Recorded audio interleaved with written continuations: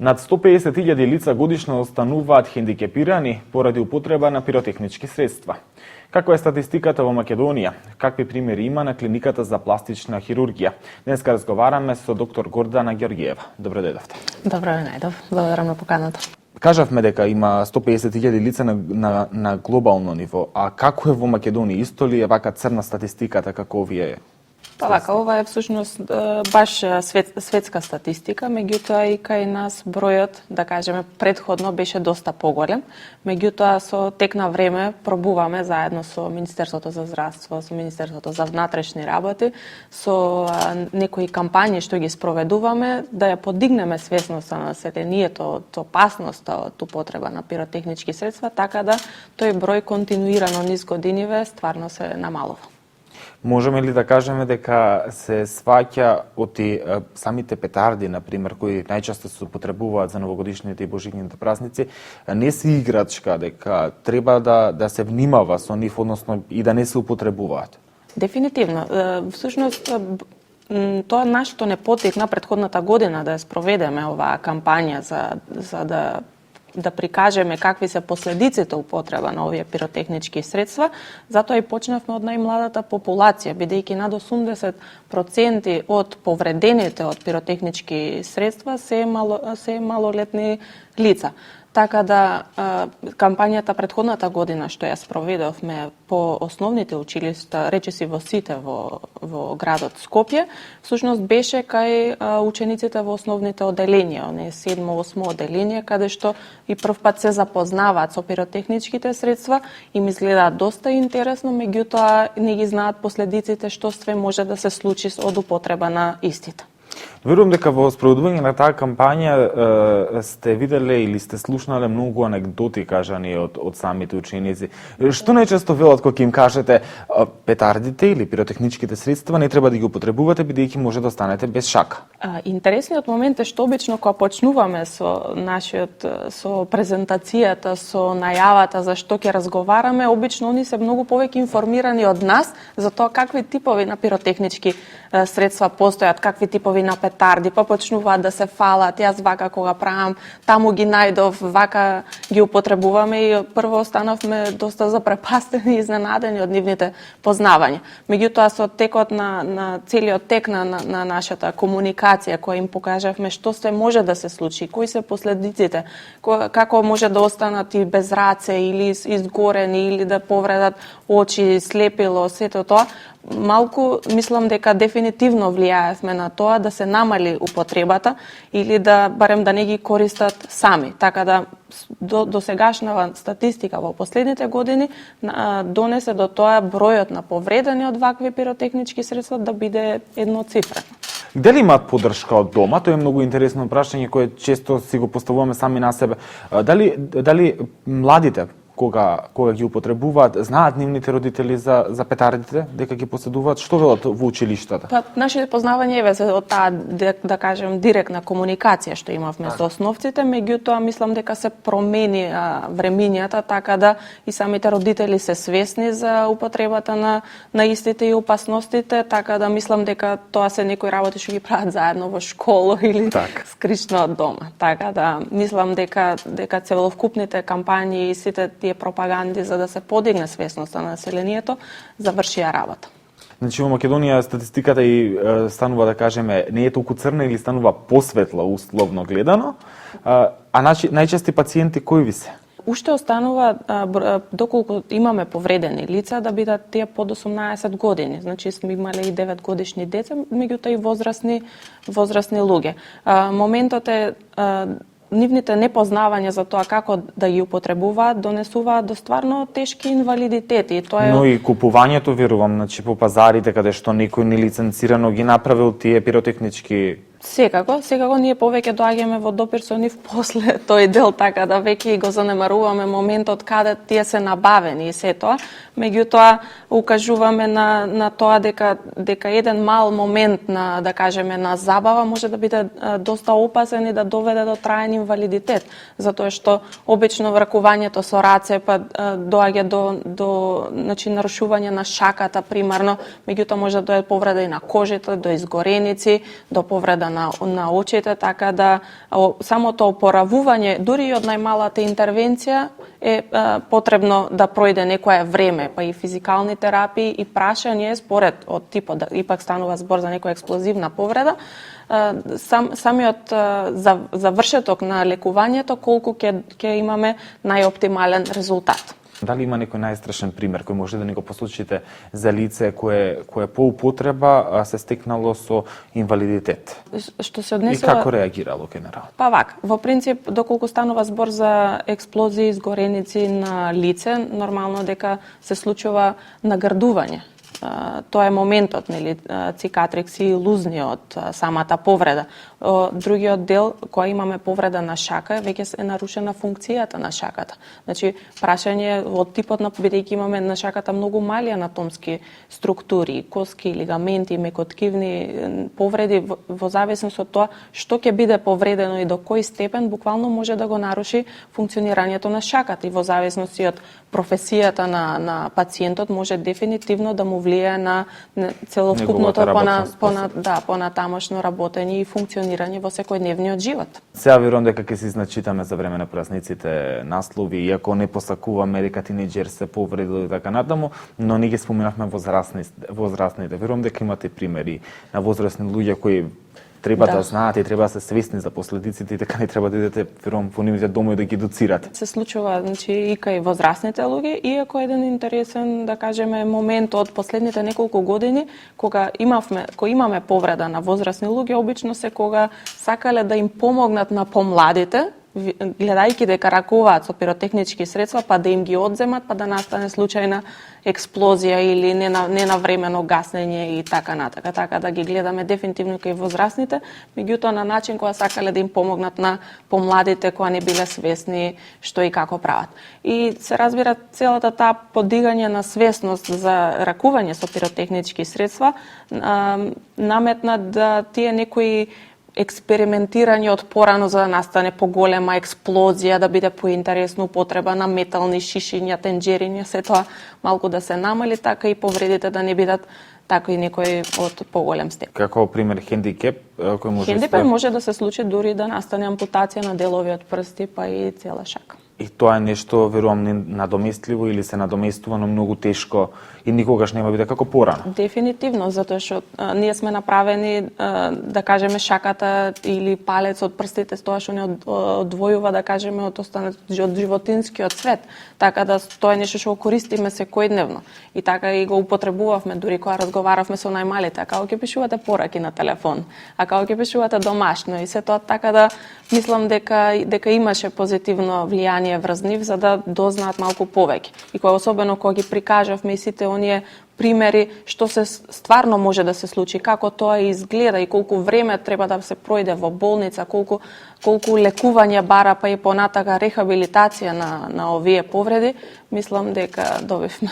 Дали можеме да заклучиме од овој одговор практично дека свесноста се подигнува кај младите, но и кај возрастните, кога тие условно кажано ќе бидат исплашени, односно соочени со последиците кои може да настанат?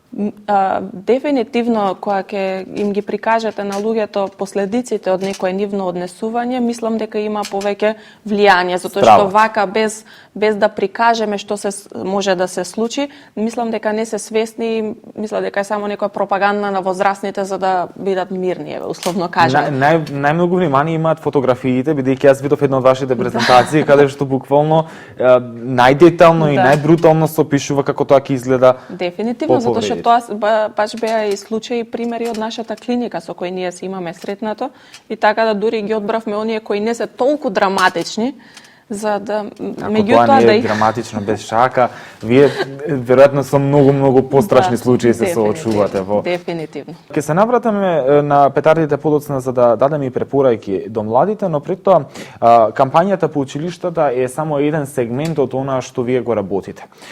Верувам повеќе доброволно бидејќи нели вашата примарна дејност е да бидете доктори и да ги лекувате луѓето. Но тука се и низата на маратони каде што оваа измината година ви учествувавте, пред се од хуманитарни цели. како тим, како се договарате, како функционира тоа? Од каде е толку големата мотивираност, бидејќи сте едни од ретките тимови каде што функционирате на овој начин и со овие хуманитарни настани? Па во принцип тоа секогаш сме инспирирани да кажеме да направиме нешто што е подобро за пациентите или за да бидеме дел од она што се вика спречување на болестите, за да не стигнеме до делот на лекување или да биде навремено и да биде трајно лекувањето. Па водени од нашата директорка, доктор Софија Пејкова, не инспирираше особено нас помладите што работиме на клиниката за пластична хирургија, да најдеме места кај што можеме ние да помогнеме и да учествуваме, за така да направиме некоја реакција кај населението, дека ете докториве се тука да помогнат и да одговориме на сите прашања и се разбира да подигнеме заедно свеста на населението за различни болести. Освен оваа кампања, во пример, што претходната година спроведовме по училиштата, основните училишта за подигање на свеста за опасностите од пиротехничките средства, исто имавме кампања во месец мај, што е месец за борба против ракот на кожа, особено за малигниот меланом, и учествувавме под тоа мото на маратонот што го организираше Визиер, така да заедно со целокупниот персонал од клиниката за пластична хирургија, како што кажавте, остана на момент на мотивација и иницијатива заедничка да учествуваме на тоа и да колку што можеме понатака го продолживме со предавања по градовите, да одговориме на прашањата на населението, да покажеме дека сме тука за се што треба и да ја представиме и клиниката во добро светло. И тука ќе споменам еден ваш пристап кон пациентите кој е дефинитивно различен од она што јас лично го имам видено, за разлика од другите клиники, така условно да кажем. Секогаш кон пациентот пријдете со насмевка и секогаш сте тука за да му помогнете. Дали се постигнува, дали има доволно кадар на клиниката за сето тоа? Кој е вашето мото? Како? Пациентите се околу кои се врти целата наша работа. Се трудиме колку што можеме, верувам дека некојаш правиме грешки, живи луѓе од аспект на комуникација или нешто, меѓутоа се трудиме тие да бидат колку што може по-минимални, затоа што сакаме најпрво да се ставиме ние дека најверојатно и ние некогаш или некој од нас или некој од нашите најблиски е пациент некаде и се трудиме да направиме така како што би сакале спрема нас некој да се однесува или да ни помогне или да ни излезе во пресрет. Така да тоа е. Имаме моменти исто така каде што вие се соочувате со многу несреќи на самата клиника. Може ли да се одвои нешто од изминатава година? Имавме, знам дека жена во Месара која си буквално пресече раката на машина за сечење месо. На тој случај се сеќаваме, верувам дека сите. Како заврши тој случај? Дали се сеќавате вие, бидејќи беше поодамна, но и какви други се случаи имаше? Па вака, всушност полето на работа на пластична и реконструктивна хирургија е доста широко, така да се занимаваме од третирање на мекоткивни повреди, од оние најмали цисти по кожата, од лекување на кожни карциноми, меѓу кои малигниот меланом, од третман на повреди на шака, на стопала, од третман на изгореници, така да од инфекции на коже, под коже, од сите онколошки тумори мекоткивни, така да ни е доста широка патологијата за на крај да остане таа јаготката на шлагот, естетска корективна хирургија. Сите смета дека пластика само тоа се работи. Дека луѓе и тоа е тоа. Не мислам. Јас грешам или таква е перцепцијата? Мислам дека се менува и тоа, така да. Но генерално така стојат работите. Мислам дека се менува затоа што знаат луѓето дека тоа е само, да кажеме, корекција и некој финиш на третманите, да кажеме, за подобрување на физичкиот изглед. Меѓутоа,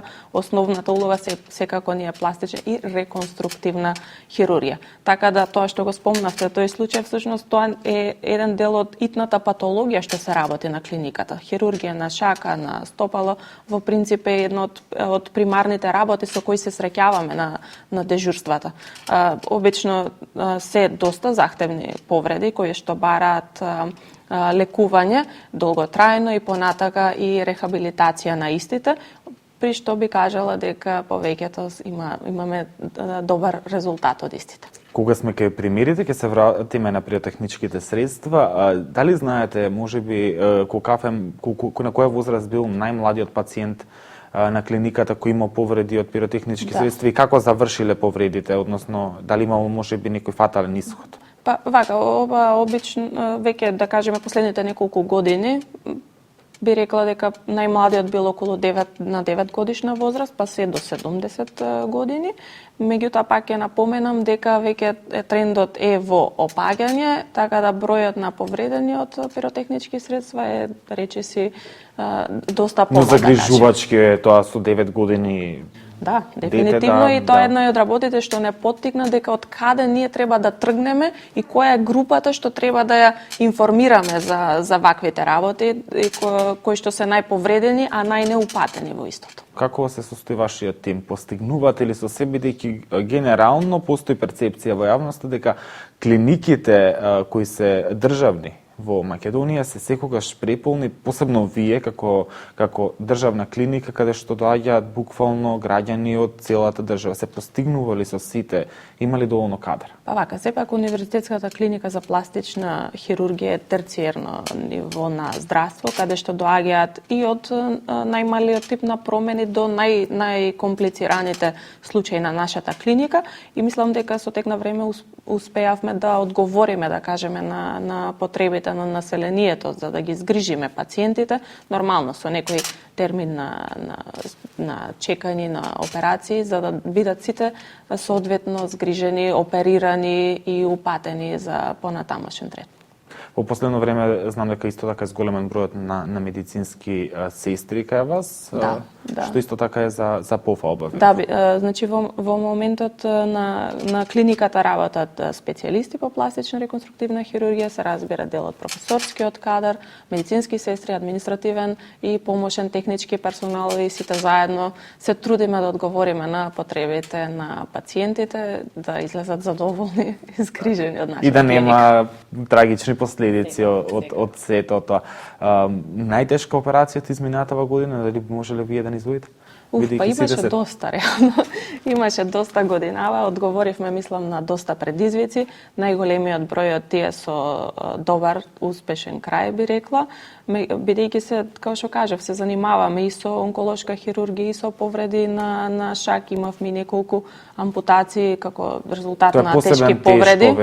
Да, тешки повреди, да, со инфекции исто на коже, под коже, со сите тие коморбидитети со кои ни доаѓаат пациентиве, бидејќи лечиме различни возрастни групи, тешко е да се издвои. Меѓутоа задоволни сме. Дали можеме според ова да констатираме што последниот одговор, посебно дека ние во Македонија имаме еден проблем каде што генерално одиме на лекар кога веќе болеста или проблемот е во понапредна фаза, а вие докторите се соочувате со поголеми потешкоти за нештото да го вратите во правобитна состојба, односно да биде здраво и функционално.